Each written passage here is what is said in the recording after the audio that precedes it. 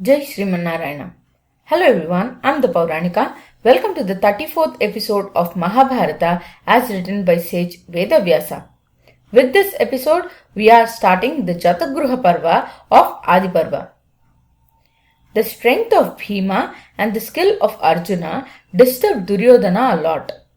Then Suryaputra Karna and Subalaputra Shakuni gave him ideas to destroy the Pandavas. Pandavas too escaped those attacks with the help of Vidura.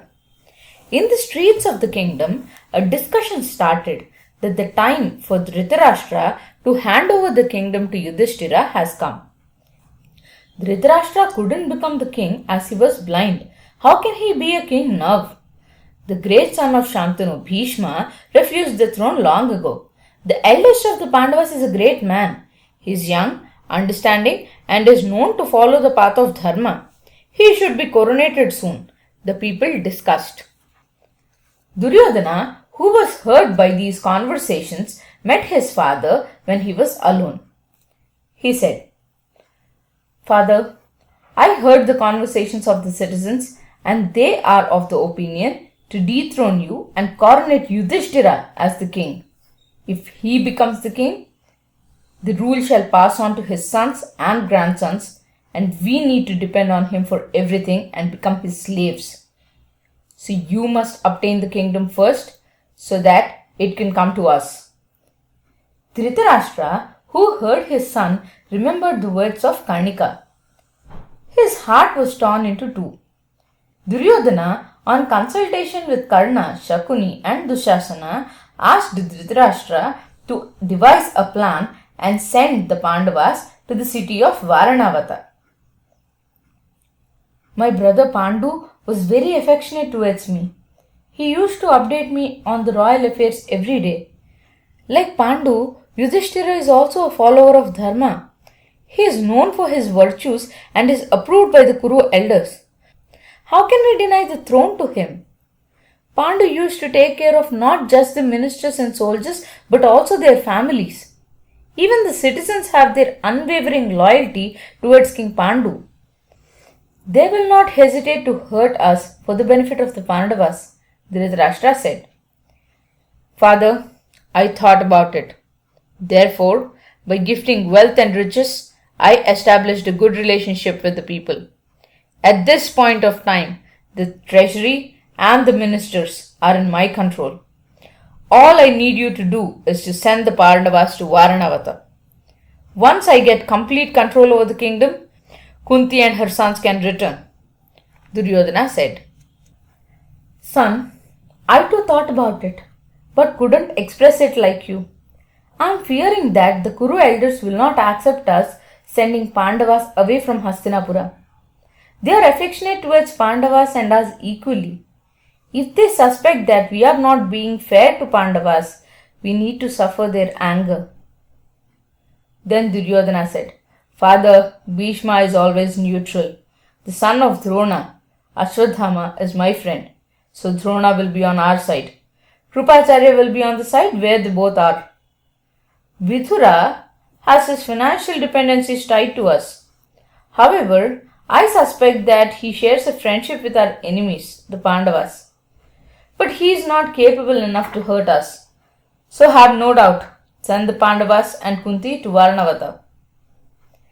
Then Duryodhana, along with his brothers, gifted great wealth to the ministers and important leaders. Since then, in the court, the ministers started praising the city of Varanavata in a subtle way. They said, Varanavata is the most beautiful place in the world. It is a place blessed by Paramasiva. A great festival is going to take place there. With the support of Dhritarashtra, they circulated many stories about the beauty of Varanavata, and Pandavas started to grow a desire to visit the place. On noticing this, Dhritarashtra prompted and suggested them to go to Varanavata to relax and attend the festival there. Yudhishthira noticed that no one in the court opposed it and he accepted the suggestion of Dhritarashtra.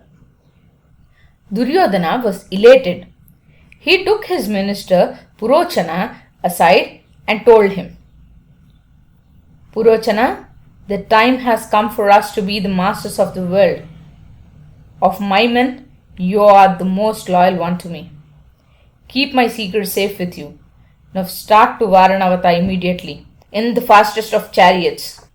Then in the outskirts of the city, construct a beautiful mansion. In the construction, use all the inflammable materials, ghee, oil, fat, resin, laksha in large amounts. Mix them with the sand and use it on the walls. The building must have entrances in all the four directions. Build it so beautifully that the Pandavas cannot say no to stay there. Once you win their trust, and when they are fast asleep, set the building on fire in such a way that the fire enters the building from all the four directions. The people of Varnavata must not suspect us. They must think that the Pandavas died accidentally. Purochana promised that he would do so and went to Varanavata and constructed the building as suggested. Before setting off on their journey, Pandavas took the blessings of Bhishma, Dhritarashtra, Dronacharya, Kripacharya and Vidura. An unexplainable sorrow filled their hearts. They also greeted the women of the palace. Then, few fearless Brahmanas who could not see the Pandavas leaving the city said, "Why is Dhritarashtra acting partial? What sin have the Pandavas committed to leave the city? Dhritarashtra is deliberately sending them away as he doesn't want Pandavas to obtain their father's kingdom. This is adharma. Why is Bhishma accepting this? We will never accept this. If Yudhishthira leaves the city, we will leave with him." Then Yudhishthira thoughtfully spoke with the people. "King Dhritarashtra is a father figure and respected by all of us. We will always abide by his word.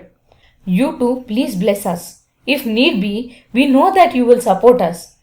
The citizens blessed Yudhishthira and returned. Then Vidura, who was an expert in diplomatic communication, spoke with Yudhishthira, who was also an expert communicator. Vidura spoke in such a way that not just the people around them but also Bhima and others too could not understand. Vidura said, "The one who knows the intent of others within the bounds of Niti Shastra must understand it clearly so that he can act in a way to protect himself. A sharp weapon made of metal and a skilled man cannot be hurt by the enemy." The Sanskrit shloka here is Aloham nisitam sastram sarira parikartanam yo veti na tu tam khnanti pratighata vidam dvishaha. If the shloka was broken in a different way, the same would mean that inflammable lohas or materials will be embedded in the walls and that can cause trouble. They can be used at night. Be observant of such building. Vidura said, "Dry grass, dried forests and cold can be killed by fire, but it cannot hurt a rat in a hole. The one who can't see will not know the path or directions. One cannot achieve anything without courage. The one who received a weapon from the enemy's side must know the nature of a dog and follow that to protect one's own self from fire." The nature of a dog referred here is a dog's nature of not sleeping much at night. Vidura continued, "The stars indicate directions. The sense organs must always be alert," he said. "I understood what you said," Yudhishthira responded. Then the Pandavas started to Varanavata and Kunti asked, "What did Vidura say to you? I didn't understand. Please tell me if it can be told." "Mother, he said that a fire accident may take place in a house and we might need to take a path that's new. I told him that I understood his words." On Falguna Shukla Ashtami, Pandavas started to the city of Varanavata. Thank you. Jai Shriman Narayana.